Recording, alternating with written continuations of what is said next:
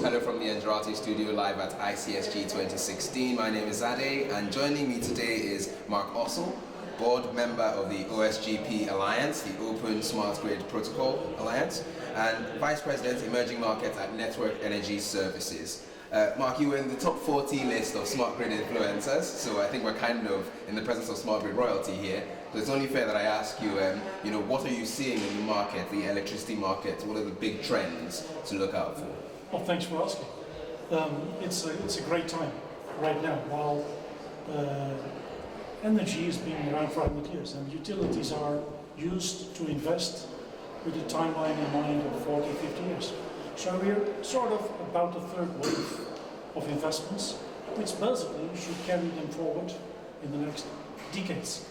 Now, it's not so difficult to buy what you need today, but it's much more difficult to invest in infrastructure, assuming you know or you can guess what will happen.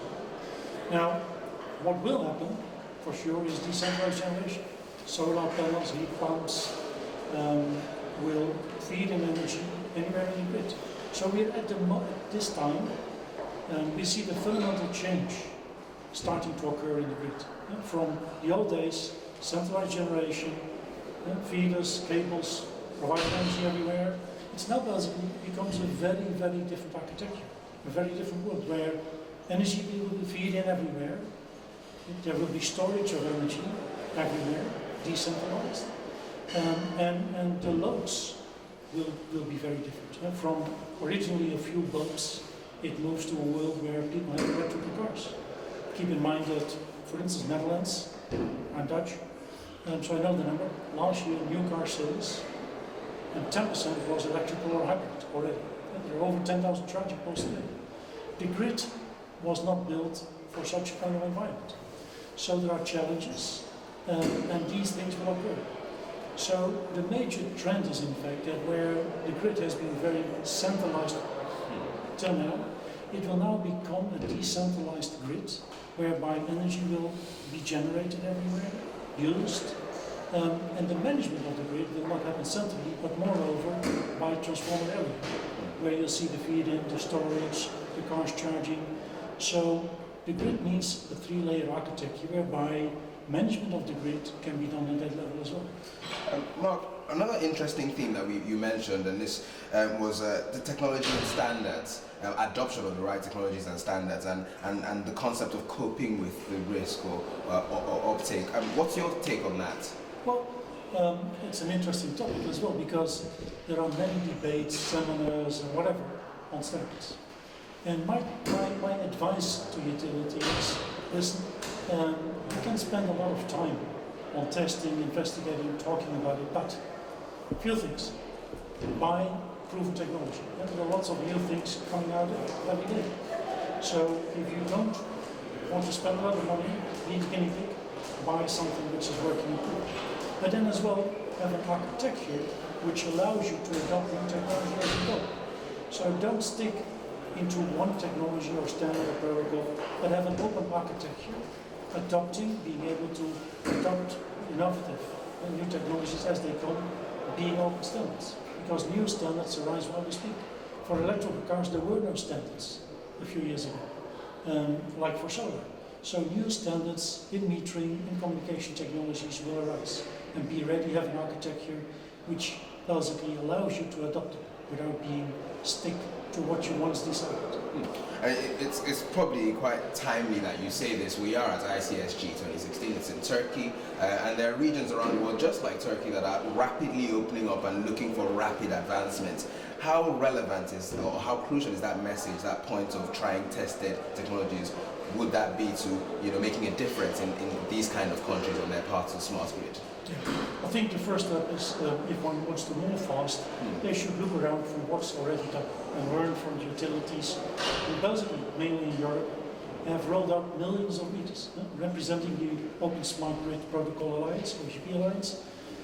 There are millions of meters up and running since years in Sweden, Denmark, Austria, Switzerland, Poland, and so on and so on. We did projects in Africa, in the Middle East, in India. So one can learn and take advantage from those learning curves. and see how those utilities have moved forward from the basic applications being billing. They first want to collect money, but then basically start to use the meter as a sensor in the smart grid and start to use the specific information being available in all the big data to identify where issues occur in the grid. They have topology information, knowing which home is connected to which transformer or which phase. See the balance of loads on the transformer, being able to balance the transformer thereafter. So there's a lot of learning curves for those countries who basically want to move fast, to not try it themselves, but basically look what has been done and take advantage of it. Okay, well, let's keen to, probably my second to last question here, a topic that you're quite passionate about, and it's openness for innovation. And what does that mean in terms of, the realities for the smart grid and where we're trying to go?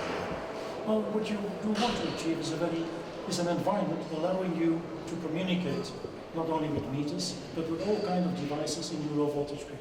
And where we just said the grid will change, where the center point becomes more the transformer, the low voltage grid, and you want to talk for load control, for load shedding, for measurement in general, for controlling that part of the grid, you need the layer in between to allow you to run applications, to use the data there as well. So Open Smart Grid Protocol is a protocol which allows you to communicate with many devices and is open to moving forward, use different physical layers as well.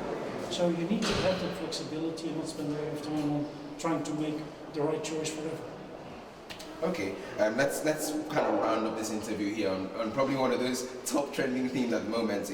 You've probably seen in the news security attacks and smart grid attacks in Ukraine. I think there was also one in the US on a small hydro facility. How big is that question of security? How important is it? How crucial is it for the metering context especially?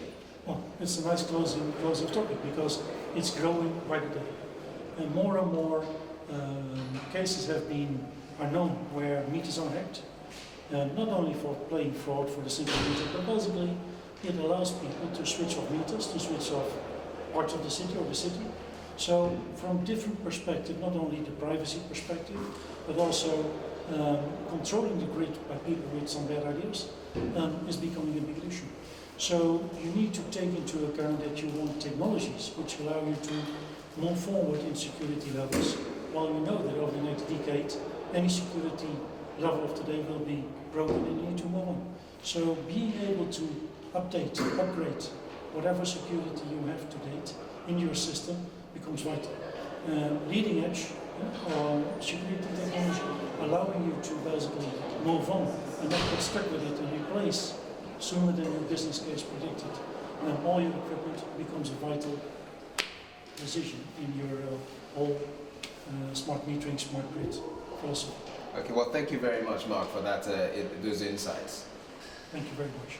And thank you as well for listening to this interview. If you'd like to hear more about metering, smart grids, and smart cities as well, feel free to check out the other interviews on this page and content. Thank you.